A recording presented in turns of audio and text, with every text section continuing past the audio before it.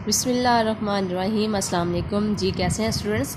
तो आज हमने कारवान उर्दू जमात अव्वल यानी पहली जमात के जिस सबक का आगाज़ करना है वो है जी तस्वीरी तफ़हीम।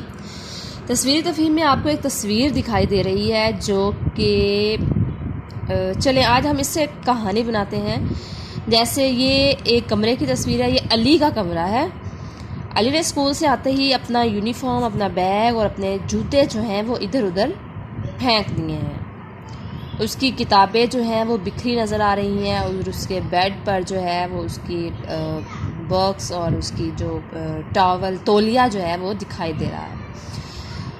पूरा कमरा उसका बेतरतीब है, जो कि अली की बहुत बुरी आदत है। यानी वो अपने कमरे की सफाई नहीं रखता, अपनी चीज़ों का ख्याल नहीं करता। तो आपने बच्चों ऐसे करना है, इस तस्वीर को गौर से देखना है और ख़ुद से एक कहानी, सारे बच्चे अपनी अपनी कहानी बनाकर अली के बारे में या कोई और या आप में से कोई बच्चा अगर ऐसे करता है तो आपने अपने बारे में बताना है और आइंदा से ऐसा काम नहीं करना और अपनी जो कहानी है वो मेरे साथ शेयर करनी है। ठीक है, अपना इसी के साथ बहुत सा ख्याल रखिएगा। अल्लाह हाफिज़।